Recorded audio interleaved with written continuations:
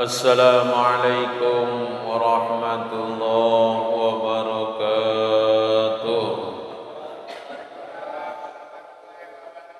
Bismillahirrahmanirrahim. Alhamdulillahi rabbil alamin wa bihi nasta'inu ala umurid dunya waddin.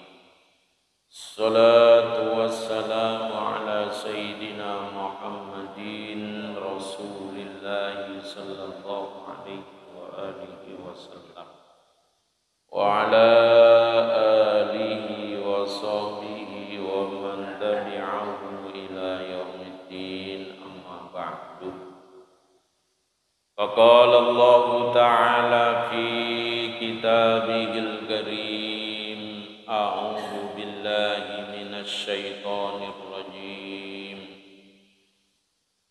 Qalu subhanaka la ilma lana illa ma 'allamtana innaka antal alimul hakim.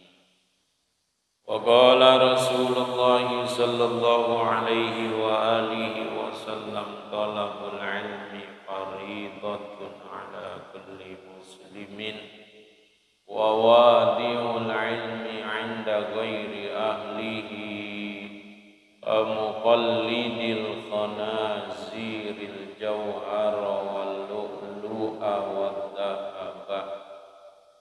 Ma'asyiral muslimin rahimakumullah, bapak-bapak, para orang-orang tua, para sesepuh, para tokoh, terutama segenap pengurus DKM Masjid Jami At-Taqwa, Bapak Ketua RW 012, semua yang hadir, puji dan syukur marilah sama-sama kita panjatkan kehadirat Allah Subhanahu wa ta'ala atas rahmat karunia dan nikmatnya yang masih diberikan kepada kita, sehingga kita bisa hadir duduk bersama di masjid yang kita cintai ini,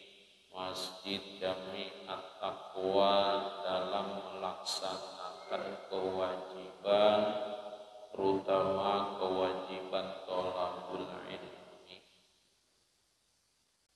Ma'asyiral muslimin rahimakumullah, para bapak dan jamaah sekalian, malam ini kita masih melanjutkan materi pelajaran kita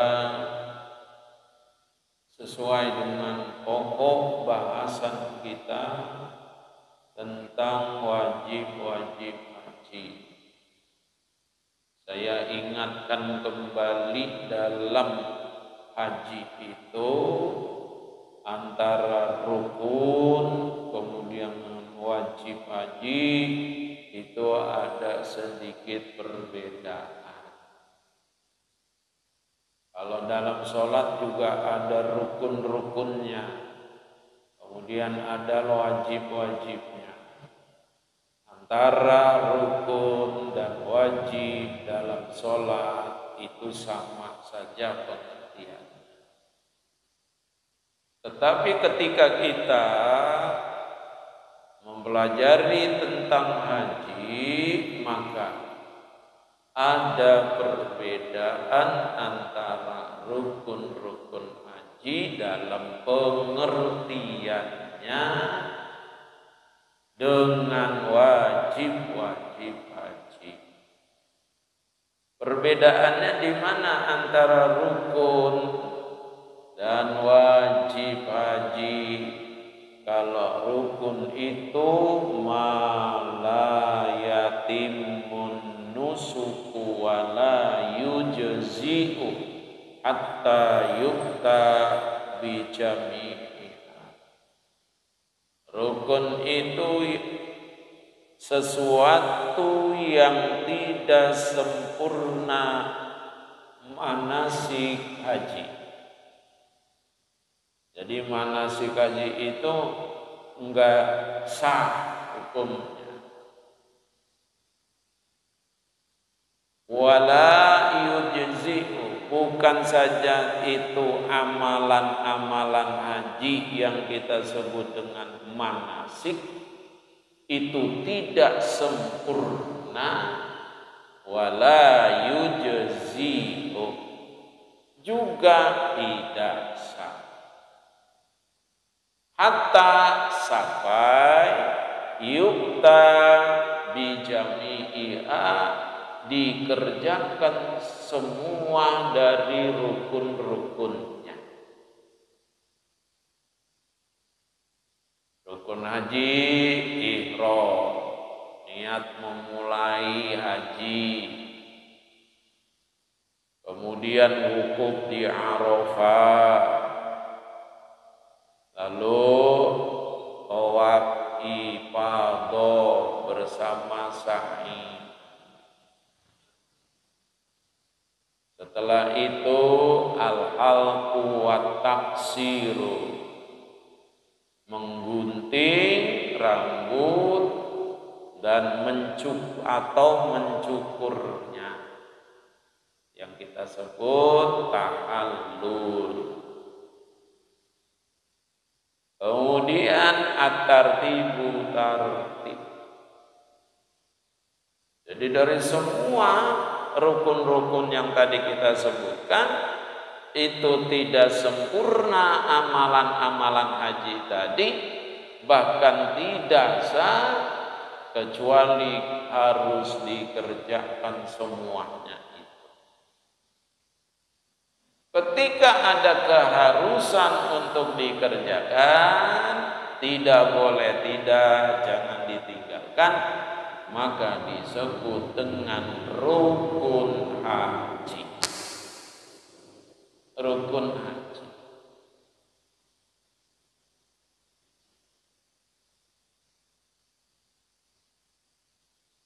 Jadi kalau masih ada yang tertinggal, ya, masih ada yang tertinggal belum dikerjain dari rukun-rukun haji itu, ya belum bisa dia tahallul secara keseluruhan.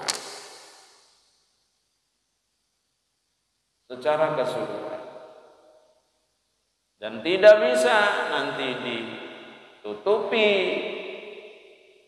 ya, ditambal, disempurnakan dengan apa? Dengan dam.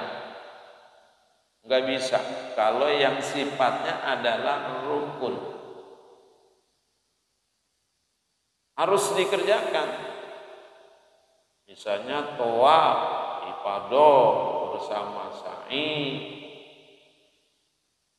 selesai wukuf langsung berangkat dari wukuf Arafah ke Muzdalifah, di Muzdalifah melanjutin lagi ke Mina, di Mina tinggal beberapa hari, mulai dari tanggal 10 Zulhijjah, 10 bulan haji, 11, 12, bagi yang mau meneruskan ke hari 13.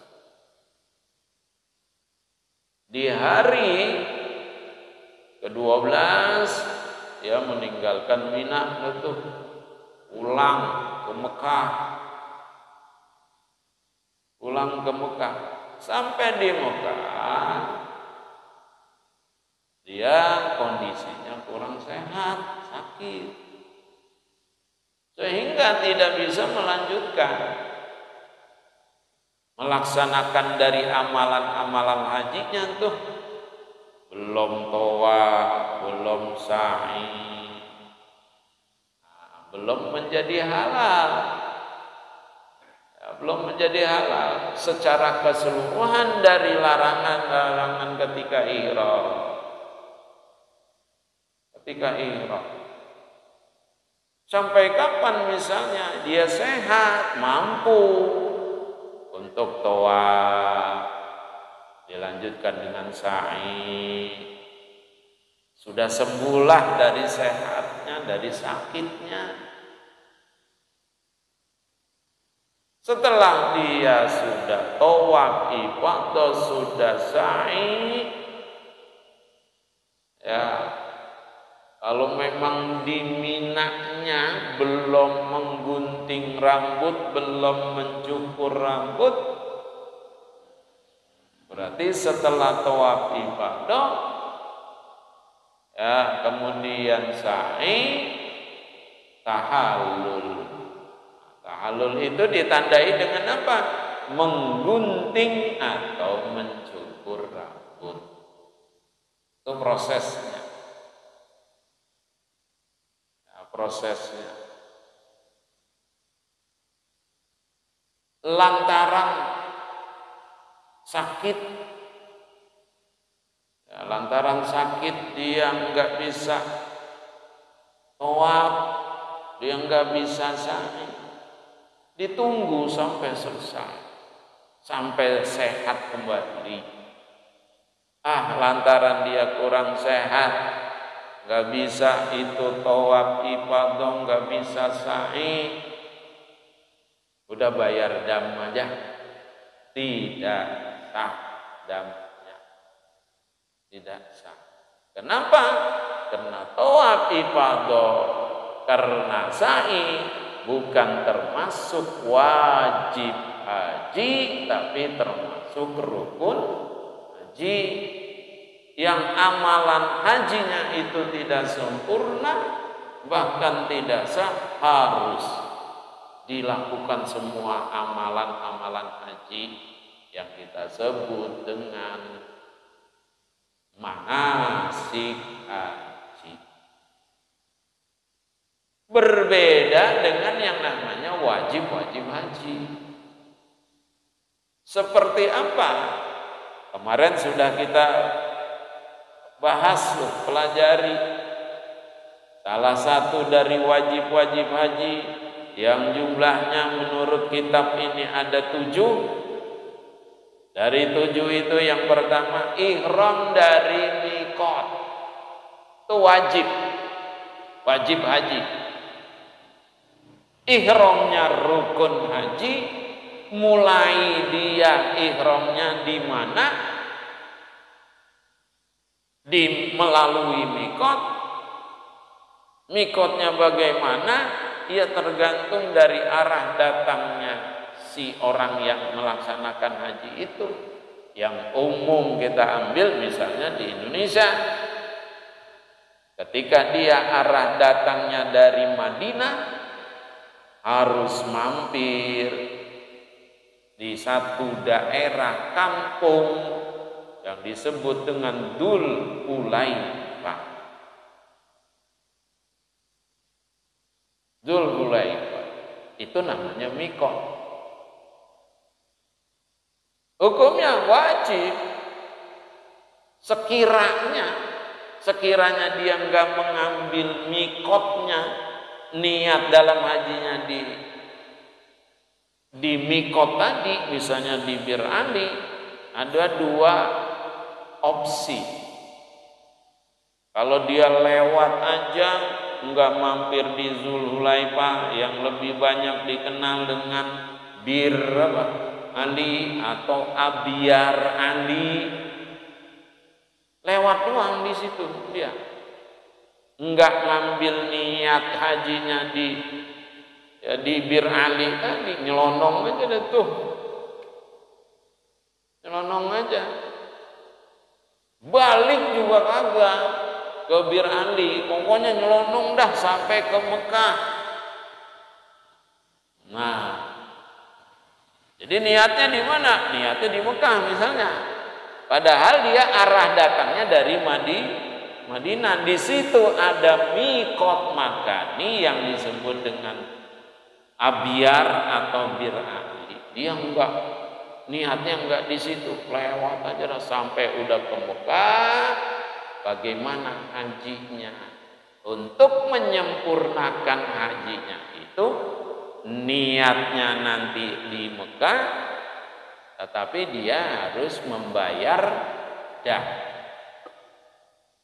Sah hajinya? Sah. Kan nggak mikot di Bir Ali, iya. Mengambil niat haji, niat umroh di Bir Ali, bukan ya niatnya wajib, tapi tempat niatnya itu bukan rukun, tapi adalah wajib haji. Wajib haji. Itu yang pertama. Kemudian yang kedua, wal mabitu bi Muzdalifah, yaitu mabit di Muzdalifah. Mabit di Muzdalifah. Rutenya setelah dia di hari ke-9 yang disebut dengan hari Arafah, wukuf di Arafah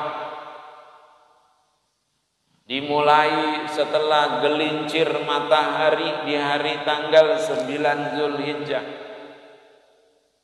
Kemudian biasanya ba'da maghrib diberangkatkan, dibawa dari Arafah menuju yang namanya Muzdalifah. Nah, diamnya atau lewatnya di Muzdalifah itu setelah tengah malam ke-10 bulan haji, dia berada di Muzdalifah.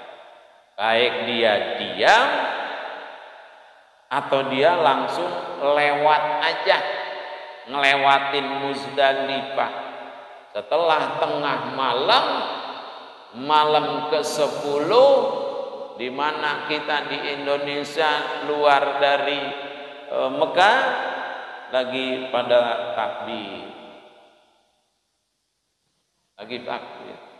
sampai dia ke Muzdalifah. Tapi dia nggak diem duduk lama di Muzdalifah, enggak, dia mah asal apa doang, lewat doang tuh rombongan yang ada di bus timbang lewat doang di Muzdalifah, maka dia sudah dihukumkan mabit di Muzdalifah. Sudah sah. Jadi yang namanya mabit di Muzdalifah itu enggak harus lama-lama. Wa yahsulu bilahzatin ba'da muntasifil lail, dan dihukumkan itu berhasil, bahwa hukum dari mabit di Muzdalifahnya itu dianggap sah bilahzati, dengan apa? Sebentar aja. Lahzatin itu kayak orang buang liur. Gak ada orang buang liur sampai 1 jam, enggak. Atau beberapa menit, asal dari ya mulut kita dilontarkan, dibuang, itu lahzah nama. Arafah di sono misalnya, bawa kita ke bus. Nah, ini area Muzdalifah. Pas tengah malam, setelah jam 12, kita sampai Datuk. Bus yang membawa kita sampai ke Muzdalifah pas tengah malam. Sampai di situ, itu busnya yang membawa kepada kita langsung jalan lagi. Sah nggak? Sah. Itu batas hukum sahnya. Tapi sunnahnya bagaimana? Untuk sholat maghrib sama isya di jamaah. Di mana? Di Muzdalifah. Tapi kebanyakan sholat maghrib dengan isya, sunnahnya, afdolnya di Muzdalifah jamaah takhir. Tapi kebanyakan jamaah kita melaksanakannya di mana? Di Arafah. Jamaah takdim. Jamaah takdim. Karena keseluruhan jamaah yang ada di Arafah itu akan diangkut, dibawa untuk menuju Muzdalifah setelah maghrib. Dalam satu maktab itu membawahi bisa beberapa kloter. Lama lagi nunggu datangnya mobil.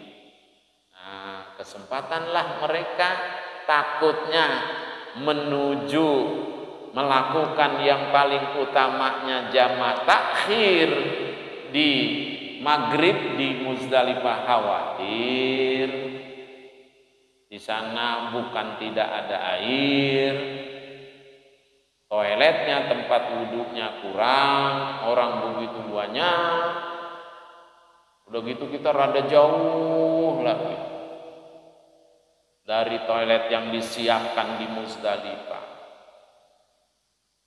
Tuh, maka menimbang hal itu, akhirnya maghrib dengan isya dijamak takdimkan di mana? Di Arafah. Masih dalam kondisi orang yang haji itu masih berpakaian ihram. Sholat maghrib di tenda yang di Arafah.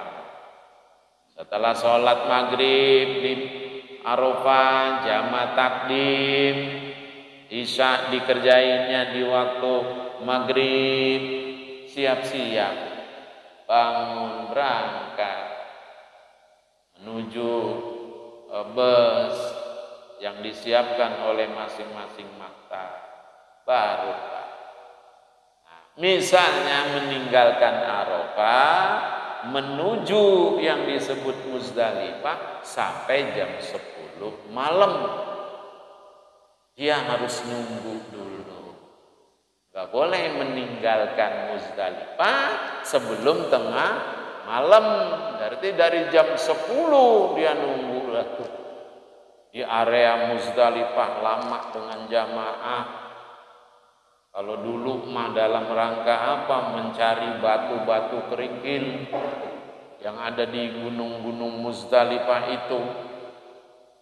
Dulu mah batunya belum sebesar kacang. Nyari naik ke gunung-gunung, bawa apa itu ya? Mungkin bawa martel, bakal getok-getokin biar batu itu pada kecil dulu. Untuk apa? Melontar di hari ke-10. Sunahnya mengambil batunya di mana? Di Muzdalifah. 7 butir. Apa harus pas 7 butir? Jangan. Lebihinlah 10. Lebihin 10. Kenapa takutnya? Takutnya ketika melontar di hari 10 yang disebut dengan Ramyul Aqabah, ngelontar yang namanya Aqabah, saking semangatnya, udah gitu kita dapat posisinya agak jauh dari marma, nggak nyampe. Nah, ketika nggak nyampe, berarti belum mencukupi 7 lontaran. Harus kita siapkan tadi. Kalau sekarang mah nggak usah nyari-nyari batu. Kalau sekarang mah begitu kita sampai jam 10 malam di area Muzdalifah, masuk kita duduk dah tuh.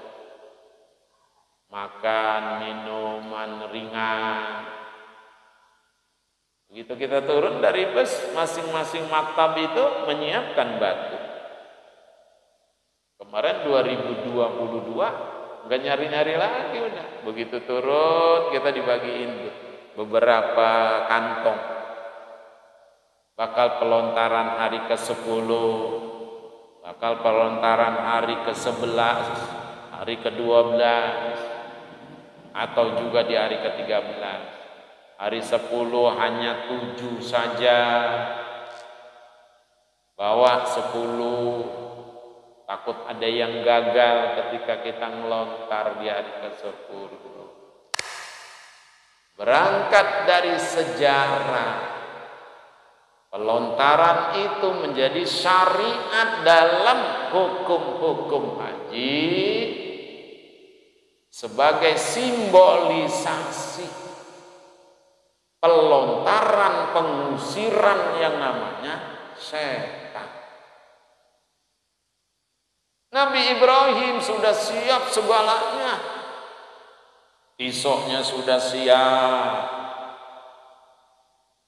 Ya, udah siap ya, udah tinggal gorok saja. Datang iblis. Ngapain tuh si iblis? Godain Nabi Ibrahim di hari ke-10 tuh. Ibrahim, lalu anak boleh kepengen. Setahun 2 tahun lu berharap setelah pernikahan dengan Siti Hajar belum dikaruniai anak. Begitu Allah kasih anak, sekarang disuruh untuk disembelih, kamu sembelih. Jangan mau. Itu iblis. Nggodain supaya Nabi Ibrahim membatalkan, padahal itu perintah Allah. Di hari keberapa? 10. Nah, disimbolkan syariatnya dengan melontar di hari ke-10. Makanya di hari ke-10 hanya satu aja lontaran, di Aqabah. Jadi yang paling ujung. Yang paling ujung. Sunnahnya ya, Mina itu kalau lontar dulu, jadi begini Pak, dulu kan setengah lingkaran. Setengah lingkaran doang, enggak kayak sekarang. Lebar semuanya. Ula, wusta, Aqabah semuanya. Kalau dulu, ini misalnya Aqabah, jadi sini dipotong gunung. Jadi enggak semua ke sono bisa ngelontar dari sana, enggak, dipotong dulu. Nah, sebagaimana kemarin saya bilang, tandanya dalam melontar itu bukan seperti sekarang kayak layar. Dulu mah baru berupa tugu saja di tengah. Nah, itu tahun 2003 masih kondisinya seperti itu. Yang terutama Aqabah 2003. Nah, mulailah 2004, 2005 mulai ada perubahan. Sampai sekarang 2024, 2025 posisinya tidak lagi melingkar. Begitu Bu Oo melingkar, di tengah-tengahnya ada tugu. Baik itu Ula, Wusta dan Aqabah. Sekarang enggak, lebar, panjang. Ketika Jamarot itu. Iblis, karena Nabi Ibrahim masih kokoh untuk melaksanakan perintah Allah, apapun yang Allah suruh dilaksanakan. Iblis ya kalah tuh iblis. Tapi tidak sampai di situ kalah, berhenti untuk menggoda dari Nabi Ibrahim, enggak. Jadi simbol pelontaran itu adalah merupakan simbol pengusiran setan. Kalau dulu memang benar diwujudkan dengan melontar. Makanya keberadaan orang-orang yang akan melontar itu dimanapun posisinya, sekalipun dia posisinya berada di depan lubangnya itu, tidak boleh dia ngambil batu lalu batu itu ditaruh tuh ke lubang. Tidak sah. Itu namanya bukan ngelontar. Jadi kudu bagaimana? Ambil dari kantong, walaupun di pinggiran nih, ini lubangnya, ini layarnya, kita pas banget di pinggirnya. ambil batu, udah aja. Narok 2, narok lagi 2, tidak sah. Itu bukan melontar, bukan yang disebut dengan ar-ramyu. Ngelontar itu tangan dia diangkat, kemudian digerakkan, dibuang tuh batunya. Walaupun kebetulan dia berada di mana? Di mulut dari lubang itu, di mulut. Gak boleh ngambil, jatuhin, tidak sah melontarnya. Makanya harus ada lebih, khawatir itu aja Pak, semangat melontarnya. Kita lontar dengan lontaran yang kencang, tahu-tahu kena apanya tuh, tengah layarnya. Itu dari batu, begitu kena layarnya ke batu, berbalik. Ya, tidak jatuh masuk ke lubang, maka tidak sah. Lewat. Itu harus, jadi jangan ada satu penekanan harus kena itu layarnya, jangan. Jadi prinsipnya dalam melontar itu bukan kena apanya tadi, layarnya, bukan. Jadi jangan ada penekanan yang seperti itu. Penekanannya harus masuk ke mana? Ke lubang. Itu prinsipnya. Tuh, pokoknya lempar, jatuh, masuk. Kadang-kadang kita masih temui yang kayak gitu. Pokoknya kenain tuh layarnya. Kalau dulu masih berupa tubuh, kenain tubuh. Wah, repot Pak. Kadang-kadang begitu saking semangatnya, keras lancangannya, buat mentalnya bukan kena orang, malah kena apa? Tuh Pak, tujuh semangat dalam melontarnya itu kenanya kemana? Berbalik ke kita lagi, balik gitu. Apa ya? Kok bisa baliknya? Kenanya bukan kena orang, tapi kenanya kepada harus ngerabah diri.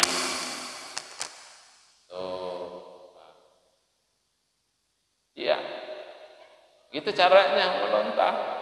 Hari ke-10, 7 Aqobah saja. Aqobah saja. Iblis nggak berhasil goda dari Nabi Ibrahim. Iblis nggak putus asa dia. Hari ke-11 pindah tuh iblis, godainnya bukan saja Nabi Ibrahim, sekarang digodain siapa? Istrinya Siti Hajar. Istrinya, kalau perempuan makan katanya lemah, kan juga nurutin. Diwujudkan dengan melontar tadi. Siti Hajar tidak bisa, itu namanya ula. Kemudian siapa? Ismail dah yang mau disembelih, digoda lagi. Ismail, lalu mau baik, biarin. Tuh kagak berhasil. Makanya menjadi ada istilah jamarah, tempat melontar. Ada yang pertama namanya jumratul ula atau jumratus sugro, jumratul wusta, dan terakhir jumratul aqobah, jumratul kubro. Aqobah itu bukan rukun, tapi adalah wajib haji. Wajib haji yang sekiranya tidak dikerjakan, hajinya pada prinsipnya sah, berdosa. Menyempurnakannya dengan apa? Bayar dah.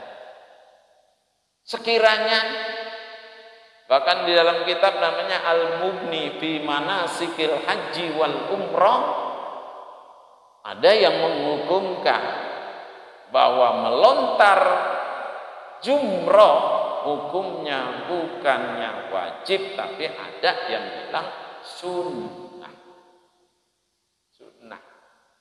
Ini yang disebut dengan fikih. Fikih itu nggak bisa kita jadiin sebagai oh ini yang bener banget. Makanya timbul, kenapa?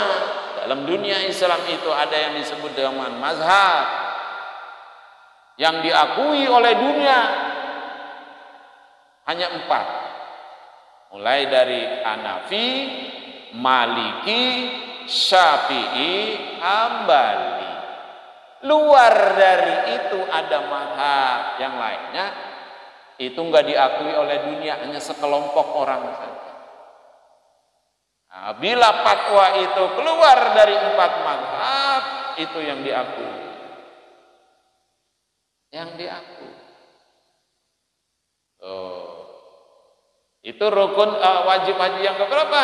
Yang kedua, mabit di Muzdalifah. Kalau Bapak masih ingat nyanyian Nur Asia Jamil ya, tentang qasidah sehubungan dengan ibadah haji, itu gambaran ya, gambaran dengan dilaguin, dinyanyiin, yang kadang-kadang kita lebih cepat untuk apa? Untuk menghafalnya, ingatnya.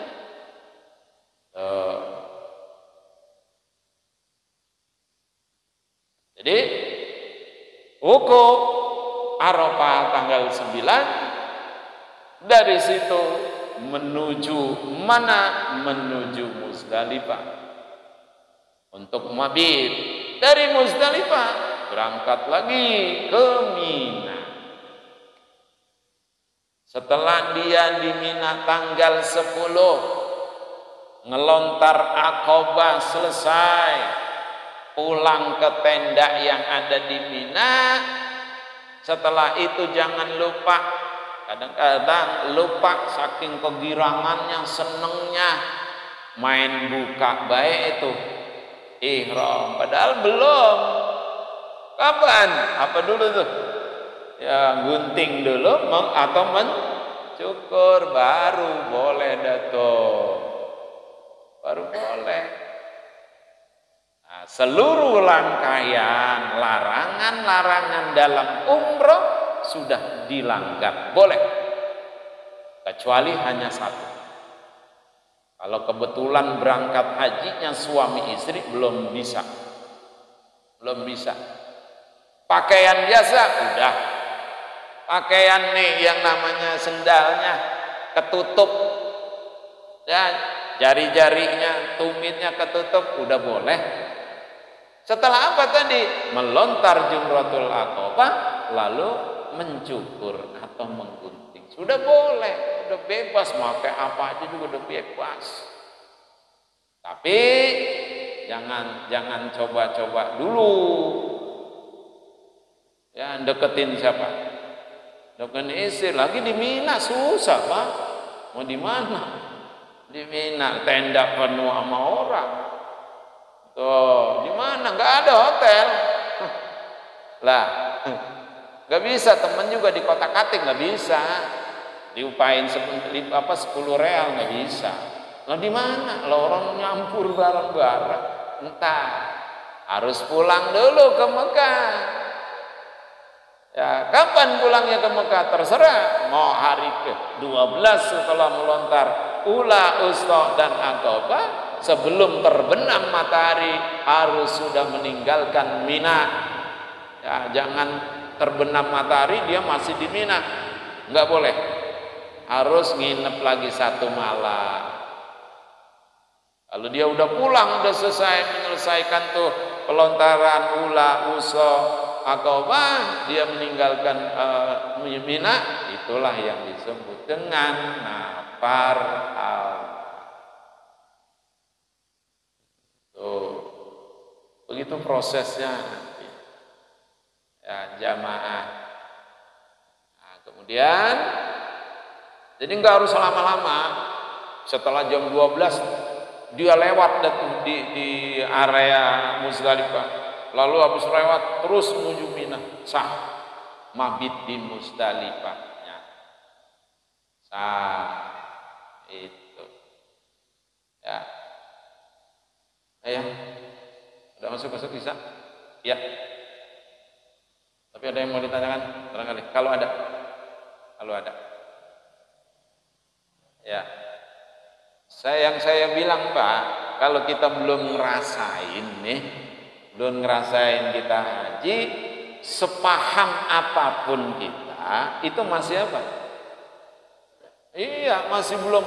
Gimana ya itu? Gimana ya itu? Itu masih anu kita. Ntar kalau udah terjun langsung, kalau kita sudah pelajari sebelumnya, insya Allah enggak bingung-bingung amat. Kenapa? Karena udah kita belajar. Begitu kita wujudin dan tuh, wah, udah semakin apa itu? Kita besok-besoknya udah bisa berangkat sendiri. Nah, berangkat sendiri, nggak harus sama pembimbing, nggak harus sama satu rombongan, enggak. Kadang-kadang hanya bilang dulu sama ketua rombongan, nah, izin, jangan main apa baik.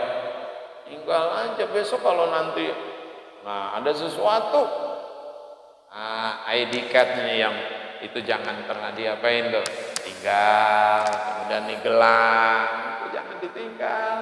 Karena itu menjadi identitas kita di saat kita pulang keder. Jamaah saya kemarin 2023, wah keder kemana-mana, pulang ke Mekah, habis melontar pulang, bingung dia, ini mau lewat mana ya? Ketinggalan sama teman-teman, dia jalannya rada doyok. Nah, ketinggalan dia. Oh, Pak, karena dia megang apa ini? Ya, ID card, ketemu dicari, dianterin, Pak, dianterin. Itu. Ya. Demikian, mudah-mudahan ada manfaatnya, menambahkan wawasan keilmuan kita sehubungan dengan yang namanya ibadah haji. Niyatin al-qabul al-Fatihah. A'udzu billahi minasyaitonir rajim. Bismillahirrahmanirrahim. Alhamdulillahi rabbil alamin. Arrahmanir rahim. Maliki yaumiddin. Iyyaka na'budu wa iyyaka nasta'in. Ihdinas siratal mustaqim. Siratal ladzina an'amta 'alaihim ghairil maghdubi 'alaihim waladdallin. Bismillahirrahmanirrahim. Al-'asri innal insana lafi khusrin illa alladhina amanu wa 'amilus solihati wa tawasaw bil haqqi wa tawasaw bis sabr. Subhanakallahumma wa bihamdika asyhadu an la ilaha illa anta astaghfiruka wa atubu ilaik. Terima kasih, mohon maaf. Assalamualaikum warahmatullahi wabarakatuh.